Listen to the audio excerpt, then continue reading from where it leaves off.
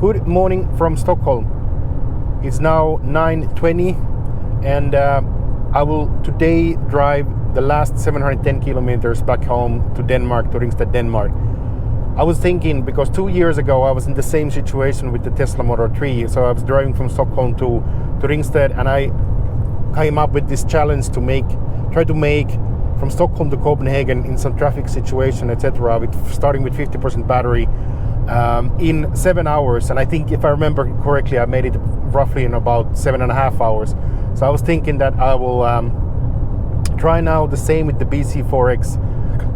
The situation is a bit better from bz4X point of view, because we have 100% battery. We charge overnight on the AC, and I will also try to use the fastest possible charger. So I will not necessarily use the Clever, even though it would be free for me. So, for example, the first one will be in Tesla supercharger Ödeshög, which is 260 kilometers away.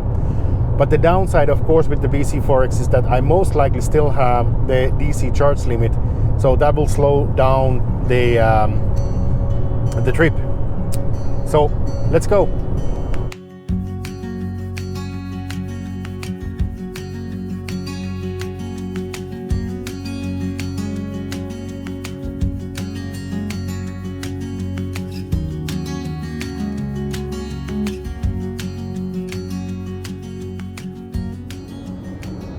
Coming now to Ödeshög Tesla supercharger, and yeah, as always we come here with the empty traction battery.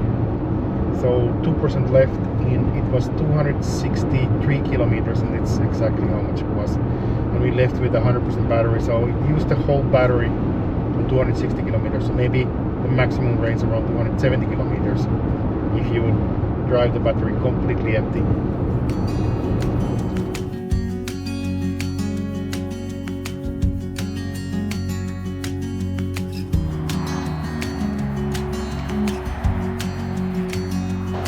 So we're charging here at the Tesla supercharger Ödeshög, and we just started the session, but I can see that now we're getting good speeds finally. So we're getting 142, so almost maximum.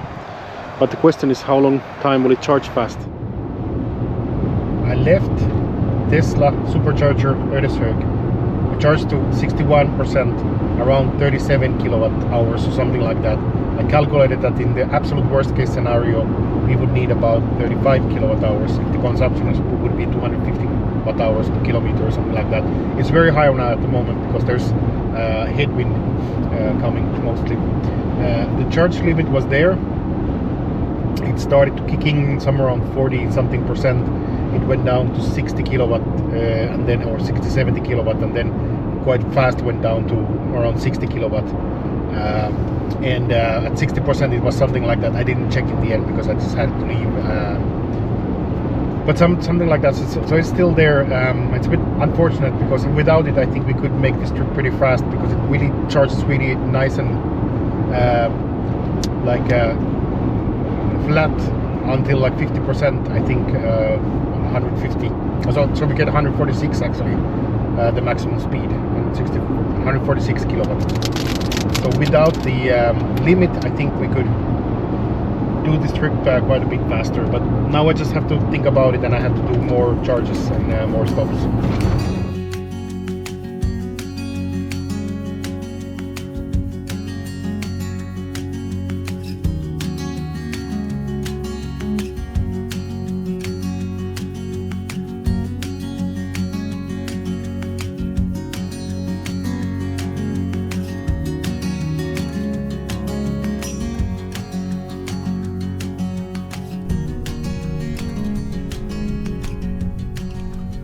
So we're coming now to Värnamo, Aeon Clever ultra fast charging.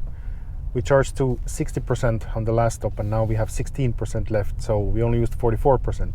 So the consumption was quite a bit lower than on the previous leg, because they were used 100% almost in 260 kilometers. But it's also warm. It's 18 degrees, and also it wasn't that windy anymore in the last maybe 100 kilometers or something like that. So that might make the difference. I will try to take a long break here and try to charge enough to get all the way to Löddeköping, which is I think 150 kilometers or something like that. I can't remember it anymore. It's so hard to remember these distances, but around 150 kilometers I think. So I need to get some decent charge in here. But of course, if the charge limit really starts hitting already around 60-70%, so I will not then charge to that much.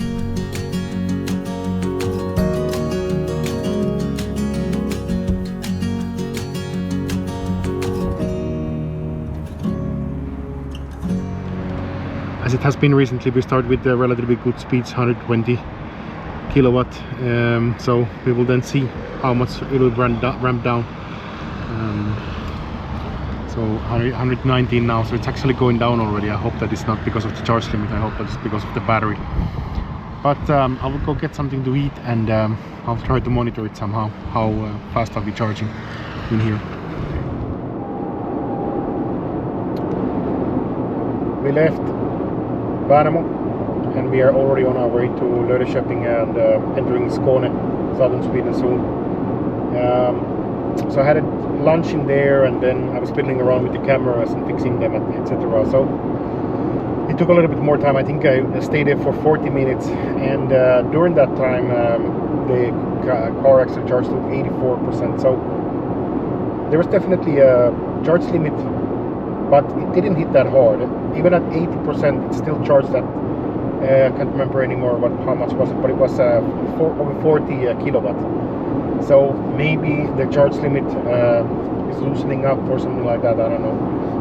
It doesn't at least make a much difference anymore for me for the rest of the trip, because I will only need to charge one more time, and that's in Löddeköping, and I will need to charge to 50% roughly. That should be enough to get home.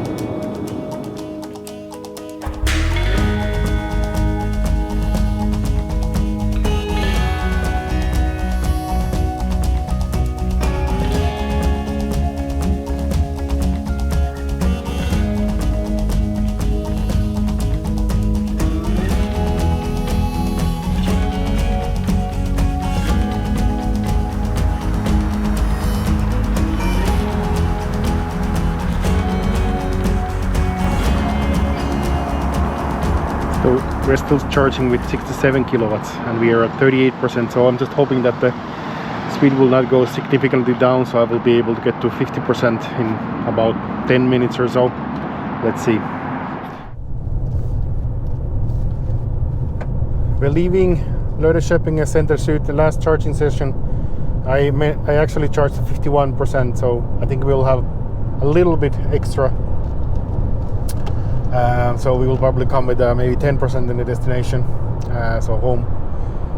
And there is gonna be, it's around maybe around 60-70 kilometers to Copenhagen and 120 kilometers home. But I will take a short stop and I will buy some food, so I will just decrease that number, that time, from the time when we would have reached Copenhagen. So I did notice that there was a charge limit. It started pretty much immediately, but it started from around 80 kilowatt or something like that. I cannot remember exactly, and then it went down to around 60 at 50%. So it wasn't that bad if you just needed to charge to 50% today. So we are okay. And now the last 120 kilometers home, 125 actually. So let's go.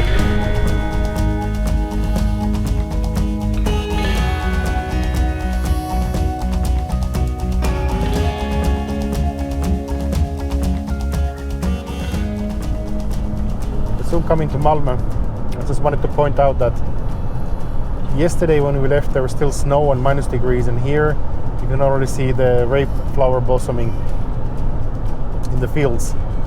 So it's definitely a different weather here. It's almost 20 degrees, and yesterday it was -5 degrees roughly when we left.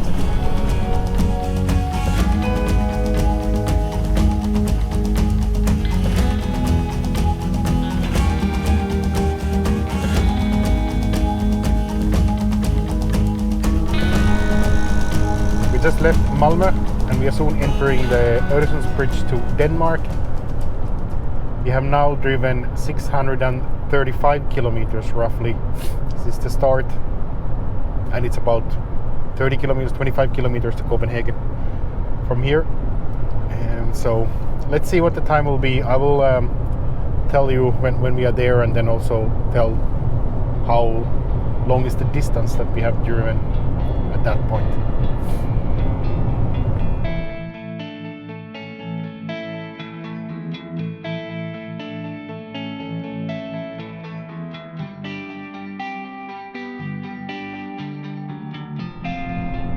Welcome to Denmark. Yay! We are arriving in Copenhagen, and it took me 3 hours plus 6 hours minus 45. So that is 8 hours, roughly 8 hours and 10 minutes. When taking out the dinner breaks, and I remember that the Tesla did it in 7 hours, 7.5 hours, so it's really not that big difference. And if, let's say that if we didn't have the charge limit on the car, we could have probably made it in less than 8 hours even. So I think in ideal conditions probably there will be maybe a half an hour difference driving from Stockholm to Copenhagen with the Tesla or with the Toyota bz4X.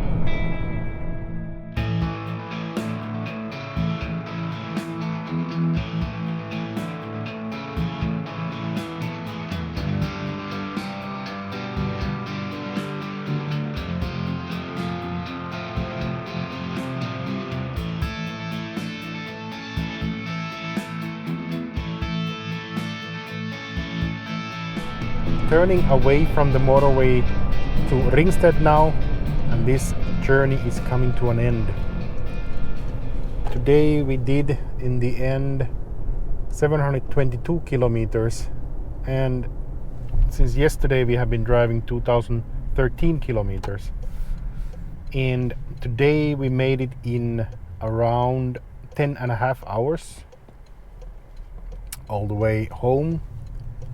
And in total, we left from Finland. That was 7:30 in the morning,